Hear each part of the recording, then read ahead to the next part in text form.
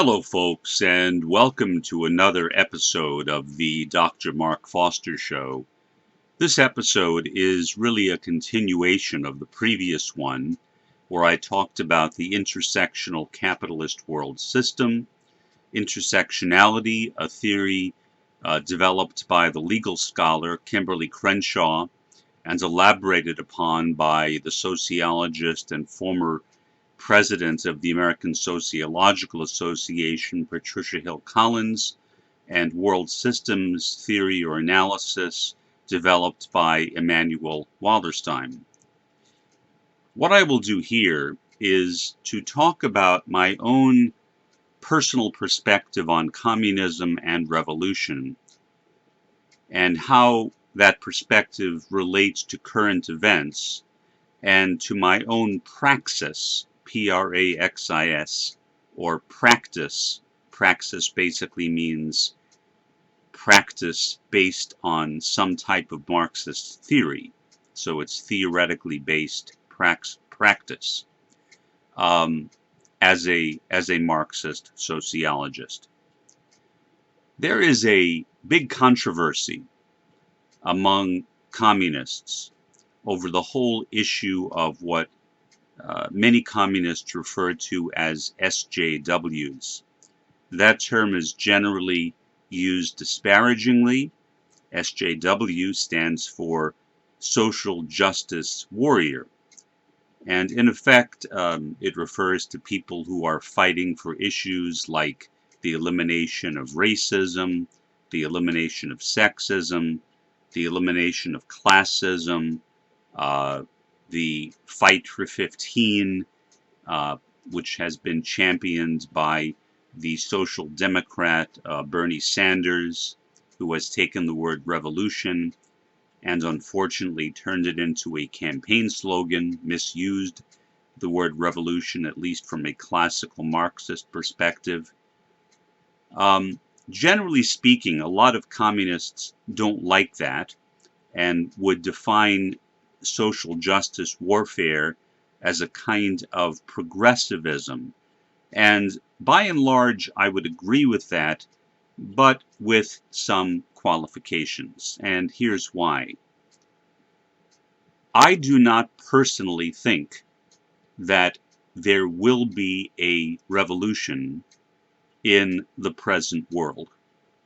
That within the capitalist world system, I do think that there is potential for revolution, or using Marxist terminology, dialectic potential, meaning that because of the contradictions or the problems which exist within the capitalist world system, that the world is ripe for communism, that a lot of people are alienated, feel cut off from their jobs, from their families. I think that is especially relevant right now under COVID-19, where we are experiencing, I think, perhaps the onset of a new Great Depression, a Great Depression of the 21st century. Like the crash of 29, we are now seeing the crash of the crash of 2020.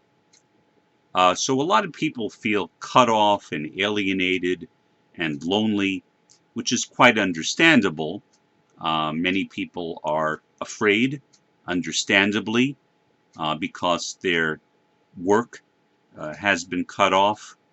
Many people have tried to apply for unemployment and have found some difficulty doing that because obviously most employment offices in most states are not set up to deal with the huge number of people that are now applying for unemployment compensation. And so, and many people simply are frustrated and feel as though they cannot see their family and their friends. I have one friend in particular who was still hanging out with his friend and driving around with him on a regular basis, and I strongly discouraged him from doing so I'm not sure if he paid any attention to what I said, but I am concerned about his welfare, and I'm afraid if he does that, if he continues to do that, that he's putting his own life, his friend's life, and possibly the lives of others in jeopardy. So there is a lot of alienation in today's world. People generally feel estranged or cut off from the world around them. There is a lot of dialectical contradiction in today's world, or a lot of turmoil in today's world. Capitalism, as I think many people are now realizing, simply does not work.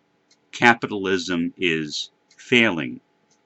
The great neoliberal project, which was initiated back in the 1980s by Ronald Reagan in the US and Margaret Thatcher in the UK, is failing. Neoliberalism was a revival of the old liberalism, which led to the Great Depression. Liberalism should not be confused with what is popularly called liberalism today, which can also be called progressivism. Liberalism is a belief economically in the so-called free market system, liberal meaning liberty. So an economic liberal is somebody who supports a free market, somebody who supports free capitalism, somebody who is opposed to all forms of economic protectionism, for example.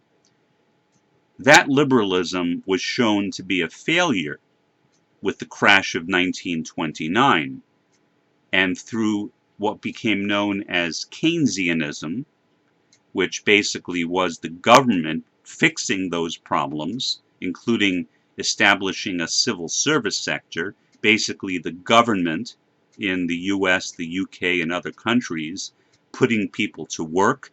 In the United States, that involved building highways, for example, building the old US highway system. Gradually through that, and eventually through the Second World War, we climbed out of the Great Depression. Ronald Reagan and Margaret Thatcher objected to Keynesianism. They wanted to see a return to the pre-Depression liberalism, and so that is what became known as neoliberalism. And again, now I think we are seeing that neoliberalism in full collapse mode. Okay, so if that is happening, and if we are in a world where basically there is a complete lack of receptivity to communism, which there is. I mean, I thought, honestly, after the events of 9/11, perhaps I was somewhat naive, thought, maybe hoped, that 9/11 would lead people to question capitalism, to question the empire, which is a communist term for the United States, and to turn to some type of alternative. That did not happen. Instead, we saw a rise of extreme patriotism in the United States, and even a stronger sense of loyalty to capitalism and neoliberalism.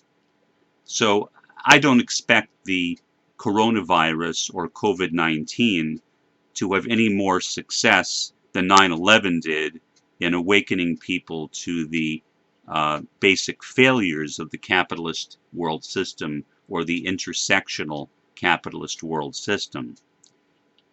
For that reason, I have no problem with working on practices of social justice.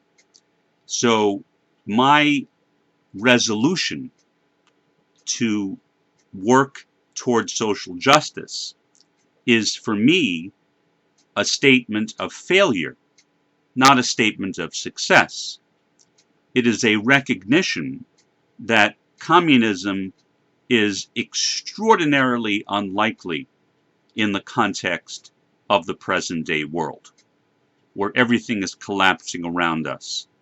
There are a tiny, tiny number of communists in today's world, despite all the conspiracy theories which spread around the far right in the United States and in many parts of the world, that communists are lurking behind doors and walls, that Barack Obama, who was actually a very strong anti-communist, gave a speech against communism, that he was actually a communist, which of course he was not.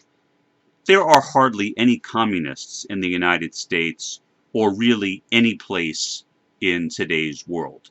Communism is simply not a reality of the early 21st century, any more than it was a reality of the 20th century. So my view is that the possibility of a communist revolution will not arise until the capitalist world system has completely and totally collapsed. Now, exactly when that will be, I'm not a prophet, I don't know.